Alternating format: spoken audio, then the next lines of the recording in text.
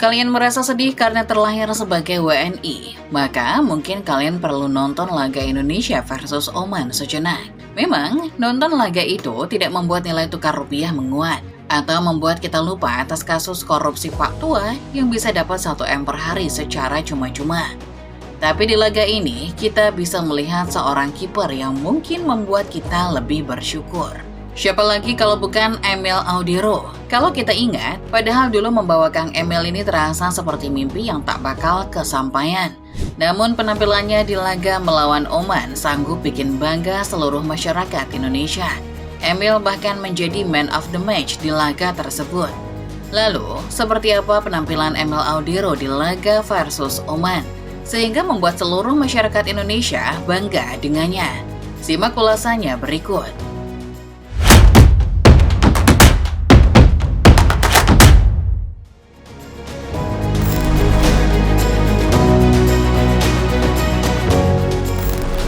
Mari buka pembahasan ini dari pertandingan Indonesia versus Oman itu sendiri. Saat tim-tim lain sedang bersiap menyongsong Piala Dunia, Indonesia punya jadwal 2 laga uji coba. Laga pertama adalah laga melawan Oman. Secara peringkat, Indonesia jauh tertinggal. Tapi setelah 90 menit tuntas, laga ini justru jadi laga bersejarah buat pasukan Garuda. 3 gol bersarang telak di gawang Ahmed Faraj. Sementara itu, anak asuh Tarik Sektiowi tak diberi satupun kesempatan untuk membobol gawang Emil Audero. Permainan Indonesia yang penuh energi membuat Oman kesulitan mengembangkan permainan. Pressing intens, serta gaya main cepat ala tim-tim Eropa menjadi taktik yang diterapkan John Hartman di laga ini. Jujur, nonton Indonesia versus Oman membuat semua keresahan kita sebagai WNI lenyap sejenak kan? Cara main pasukan Hartman yang aduhai juga membuat kita sekilas lupa pada sosok pelatih murah senyum asal Belanda. Laga pun ditutup dengan kemenangan bersejarah skuad Garuda. Sebagai informasi, terakhir kali Indonesia menang melawan Oman, kalian yang nonton ini mungkin masih belum lahir, karena kemenangan terakhir itu terjadi pada tahun 1988 di ajang Kings Cup. Artinya, sudah 38 tahun Indonesia tidak menang melawan negeri Timur Tengah satu ini.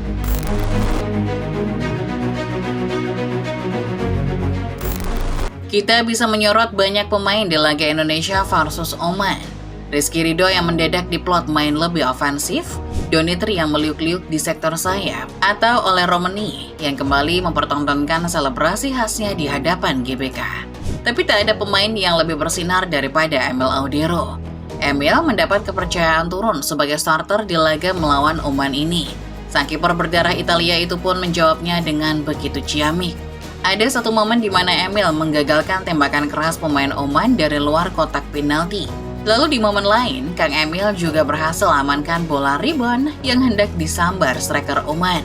Tapi sebelum lahirnya 2 momen tersebut, kita semua sudah dibuat berdecak kagum di babak pertama. Sepanjang lebih dari 30 menit, Emil nyaris tidak beraksi.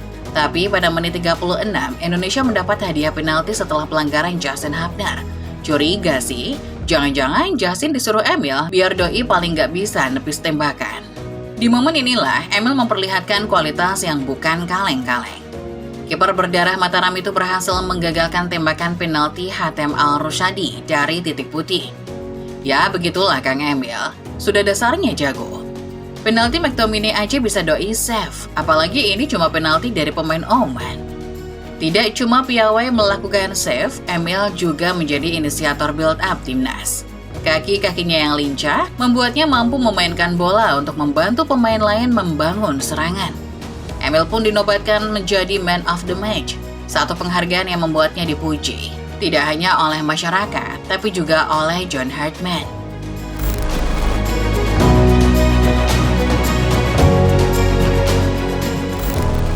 Iya, laga melawan Oman menjadi panggung istimewa buat seorang Emil Audero.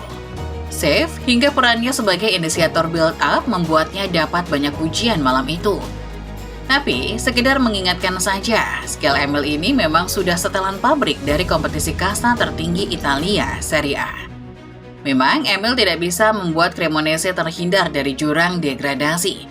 Kendati begitu, nama Emil ini layak bersanding dengan kiper-kiper elit dari benua biru. Kenapa? Karena berdasarkan statistik, Emil adalah kiper dengan jumlah save terbanyak di Serie A musim 2025-2026. Angka penyelamatannya menyentuh 125 save. Kalau dihitung dengan rata-rata, per 90 menit di Serie A, Kang Emil ini membuat sekitar 3,78 penyelamatan. Persentase penyelamatannya juga tertinggi di antara kiper-kiper lain, yakni di angka 71,4% menurut Opta. Tentu ini adalah statistik yang gila. Bagaimanapun, pengalaman Emil di Serie A tak bisa dibohongi. Gimana nggak jago di Serie A? Serie A saja sudah jadi teman bermain Emil sejak belia. Kalau kalian lupa, Emil ini pemenang 4 gelar Scudetto loh. 3 kali bersama Juventus, 1 kali bersama Inter. Sebagai kiper yang dulu pernah berbagi ruang ganti dengan Gianluigi Buffon, wajar kalau Emil dapat banyak pelajaran dari veteran timnas Italia itu.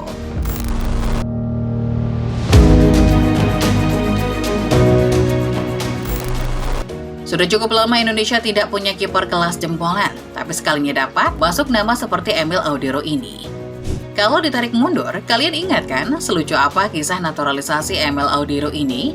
Dulu, Emil sempat menolak jadi WNI. Emil merasa dirinya masih punya kans untuk memperkuat timnas Italia.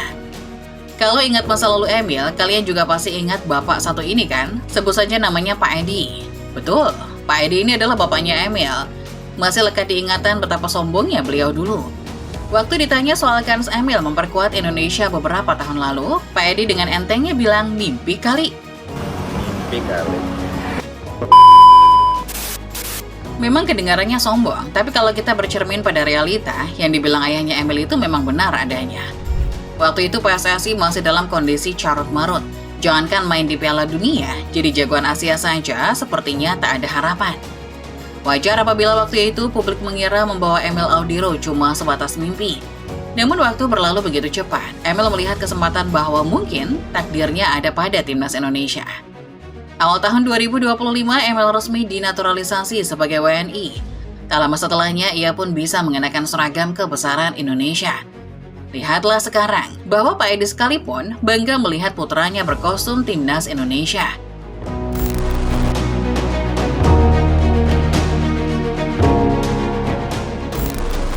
Permainan Emil Audero di laga melawan Oman memang sungguh memanjakan. Tapi, kiper Indo tentu bukan Emil seorang. Martin Paes tentu tidak terlupakan well.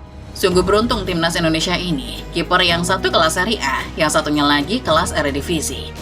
Sebelum Emil tiba, Indonesia lebih dulu mengamankan Martin Paes. Meski proses naturalisasinya sangat berliku, Paes akhirnya berhasil mengamankan paspor Indonesia. Sejak debut melawan Arab Saudi, Paes adalah pilihan utama. Bahkan sekarang, ex-kiper FC Dallas itu sejatinya masih jadi pilihan nomor 1. Setelah ada Audero, kalian jangan lupa kalau Paes ini sekarang statusnya kiper andalan Ajax loh. Kemarin, Paes ikut membantu Ajax menang lawan Utrecht di babak adu penalti untuk amankan tiket ke kualifikasi Conference League. Iya, Paes ini sama kayak Emil, sama-sama main di kasta tertinggi Liga Eropa. Setelah menghadapi Oman, Indonesia akan menghadapi satu lawan lagi, Mozambik. Sampai narasi ini ditulis, belum ada bocoran siapa yang akan dimainkan John Hartman. Tapi, melihat stok kiper kita yang sama-sama jago, sepertinya laga versus Mozambik bakal jadi kesempatan Paes turun sebagai starter. Itulah dia Football Lovers, bahasan mengenai cemerlangnya Emil Audero dan pembuktian sang kiper di hadapan masyarakat Indonesia setelah dulu dicap sombong. Kalau menurut kalian sendiri, seberapa cemerlang penampilan Emil semalam? Coba kasih rating 1-10, berapa nilai yang cocok buat kiper Cremonese satu ini? Tulis di komen ya. Like videonya kalau kalian suka, subscribe channel Sorting 11 Moment, dan jangan lupa nyalakan notifikasinya supaya kalian gak ketinggalan setiap update serta bahasan menarik seputar sepak bola lainnya. Terima kasih dan sampai jumpa.